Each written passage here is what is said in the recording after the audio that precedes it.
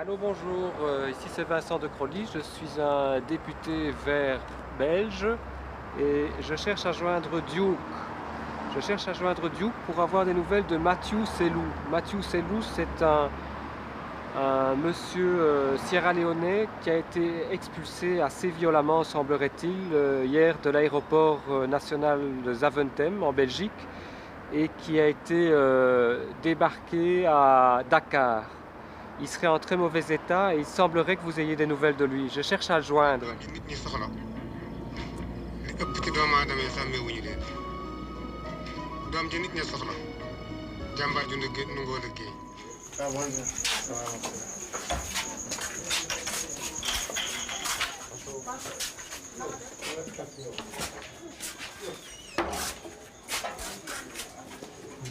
Bonjour. Allô. Okay. Bonjour. You are Matthew. We come from Belgium. I'm sorry for what happened.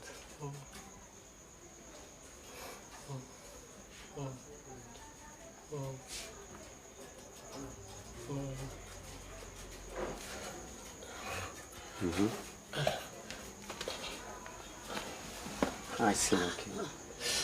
Okay. I see. My I neck, see. Okay. the way. Okay. It's hard to you. It's painful. Okay. You say they were kicking me. They kick it. They kicked me and they got hold of my neck when I was shouting. Mais ce que j'ai pas compris, on rapatrie quelqu'un chez lui, peut-être, mais puisqu'il y a la guerre chez lui, donc on pouvait le garder en Belgique en attendant qu'il y ait la paix. Et non le ramener au Sénégal où c'est pas son pays, il parle pas la langue, il parle ni le français ni le wolof. Moi j'ai utilisé le mot jeter comme un œuf pourri. Si j'ai bien compris, entre le van, comme ils disent, la camionnette et la kitchenette dans laquelle on l'a mis à l'arrière de l'avion, il avait déjà ramassé pas mal de coups. Donc il était déjà assez épuisé en arrivant dans l'avion. Et là, il n'y a pas eu de réaction ni du commandant, ni de rien du tout. Il a déjà pas mal d'éléments. Il a aussi parlé d'une assistante sociale de la gendarmerie qui souriait. C'est effrayant, hein? C'est effrayant. Mais en dehors de ça, l'essentiel des coups, les problèmes les plus graves se sont posés clairement en Belgique. Et moi, quand je rentrerai, je pourrai... Enfin, tous les mensonges et toutes les reconstructions de l'histoire seront déjà prêtes pour démontrer que ce monsieur s'est fait agresser en sortant de l'aéroport et que ses pieds viennent de là, quoi. Évidemment, Duquesne, lui, il va me dire quoi? Il va me dire, monsieur de Crolly, je vous ai déjà dit que je n'expulsais plus que vers des pays sûrs les Sierra-Léonais. Et alors, il va me dire, écoutez, oui, il y a eu de la violence, mais c'était une forme de contrainte justifiée, proportionnée. Le gars s'est rebellé, mes hommes ont dû procéder par phase, etc. J'ai demandé à Georges Angy de les arrêter. Don't move, don't move, don't move. Okay. I want to see your head. Okay, very good. And now your back. Okay. Joyeux anniversaire à Bijoudin, à Sacré-Cœur, c'est de la part de ta maman. Est-ce que je peux aller prendre des images chez vous? Comme ça, je montre dans quelle maison vous habitez. Oui. Merci beaucoup. Je vais montrer ça à mes collègues députés au Parlement. Oui. Je crois que c'est utile qu'ils voient où Mathieu se trouve maintenant et quelle est la famille qui l'héberge. Il est le plus curieux de tous. Tu es un curieux, toi. C'est Mohamed, lui? Non, c'est pas Mohamed. C'est Nourine. Nourine. Mohamed, il est là-bas. Il est là-bas? Ah oui.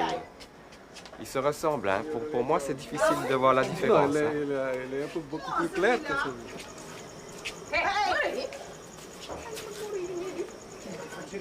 Est-ce que c'est possible que toi, tu enlèves le sparadrap, comme ça je vais pouvoir filmer la plaie dans son état actuel et ce qui se passe vraiment? Ok, ça va. Et là, je vais à la chambre et je réserve la primeur à la commission de l'intérieur de la chambre. Je demande qu'on voit le petit film caméscope que je tourne. Et it's in the right way to make the complaint to the judge in Belgium. He's going to find a good lawyer, a friend of him, to work on that complaint.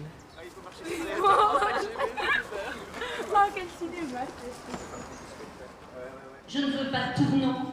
Je ne trouve pas que nous soyons à un tournant. On a vécu pas mal de choses dans l'écolo.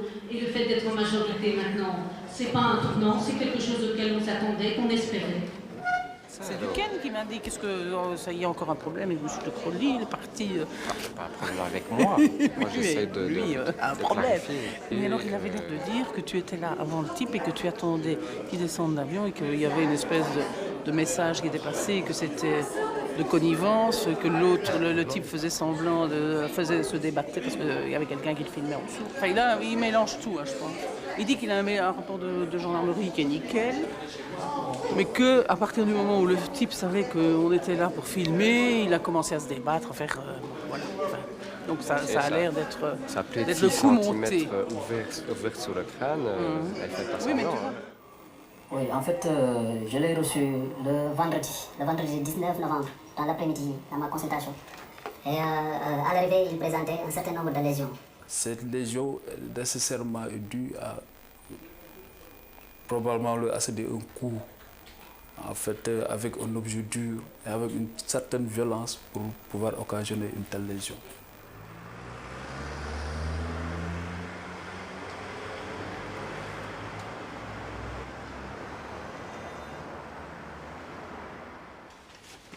L'interpellation. Ils l'ont transformé en question. Comme ça. Hop, il a reçu. Ah oui, d'accord. Hop, question. Le prince m'a dit, mais oui, ça a été transformé en question. Vous savez, ils font souvent ça maintenant.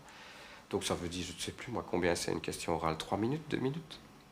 Je commence vraiment à en avoir assez de travailler dans une espèce de structure militaire où il faut se prosterner devant le chef, du sous-chef, du vice-chef et de l'arrière-sous-chef pour faire son devoir d'interpellation de parlementaire à un ministre. C'est quand même incroyable, quoi. C'est la base, c'est le cœur de notre travail, c'est ce pourquoi nous sommes élus. Et il faut qu'on baisse son pantalon et qu'on baise la bague du colonel de service. Et... Enfin, mais ça devient complètement fou, quoi. Dans quel régime est-ce qu'on travaille ?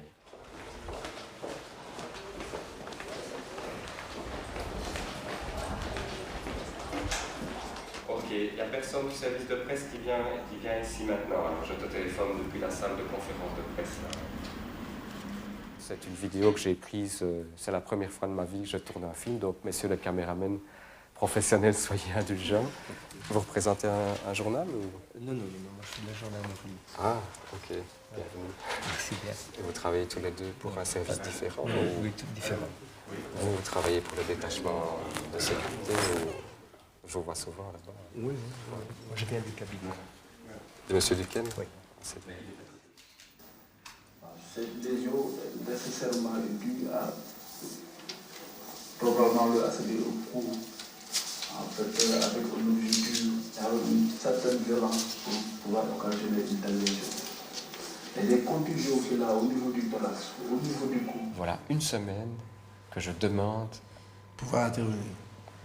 Que je demande à la Chambre si elle n'est pas intéressée par les preuves que je rapporte. Et alors ici, on sort tous les aérofreins possibles et imaginables, et même chez nous. Hein. Oui. Même chez nous. Hein. C'est effrayant, quoi. Enfin, quand tu dis chez nous, tu as quand même eu le feu vert du parti pour partir. Évidemment. Heeft u veel tijd nodig voor uw interpellatie, meneer De Croo? Vous avez besoin de combien de temps pour votre interpellation? Monsieur le ministre, j'ai introduit, Monsieur le Président, pardon, Voilà. j'ai introduit ma demande d'interpellation. Il faut y réfléchir quand même, hein, peu à peu. Oui, excusez-moi. Monsieur le Président, Mesdames, Messieurs, à Dakar, tout le monde m'a parlé de Semira Adamou. J'ai été frappé de ça. Je pense que personne ne l'a oublié en Belgique, mais j'ai été frappé de voir, en dépit de la distance dans le temps et dans l'espace, à quel point le souvenir de cette jeune Nigériane qui a malheureusement succombé à la suite du traitement qui lui avait été infligé par les gendarmes le 22 septembre 1998 dans ce même aéroport de Zaventem. J'ai été surpris de voir à quel point tout le monde se souvenait de cette personne et à quel point cela restait présent dans tous les esprits. Quand on m'en parlait, évidemment, Monsieur le ministre, Mesdames, Messieurs, j'étais de nouveau pas très fier. Comment se fait-il qu'un pays comme le nôtre, sur le plan éthique, se permette de refouler, de rejeter, de renvoyer vers un pays comme le Sénégal, qui est bien plus bas dans l'échelle des richesses nationales, quelqu'un qui, par ailleurs, est ressortissant d'un pays en guerre? Je reste tout à fait atterré par le constat que cette réalité-là n'est pas accidentelle, qu'elle devient systématique dans la mesure où ces expulsions se poursuivent. Comment Monsieur Mathieu Sellou, c'est ma 4e question, Monsieur le ministre, a-t-il pu être comme ça déposé comme un vulgaire collier encombrant, blessé et en état de choc psychologique et physique dans un pays dont il ne connaît pas la langue et où il n'a aucune attache familiale ni amicale? Moi, je n'ai pas, comme Monsieur de Crolly, la possibilité, ayant beaucoup de travail à Bruxelles, de me déplacer en Afrique avec la RTBF et avec un caméscope, chaque fois prévoyant qu'il sait que quelque chose va se passer. Moi, je n'ai pas le même sens de la mise en scène que vous. Vous invoquez sans arrêt des éléments précis et objectifs pour parler d'un traitement particulièrement dangereux. Je les cherche, Monsieur de Crolly. Je n'ai aucune raison de ne pas accorder crédit à l'information, non pas de n'importe quel gendarme, du commandant général de la gendarmerie. Face à sa vive opposition, l'intéressé fut menotté et a été porté à bord de l'avion. Il a essayé de mordre les gendarmes et de les blesser en leur portant un coup à la tête. Au moment de quitter le véhicule de la gendarmerie sur le tarmac, il a levé brutalement la tête et s'est blessé en heurtant l'encadrement de la portière. Je me pose la question de savoir dans quelle mesure votre présence et celle d'un journaliste de la RTBF n'ont pas provoqué M.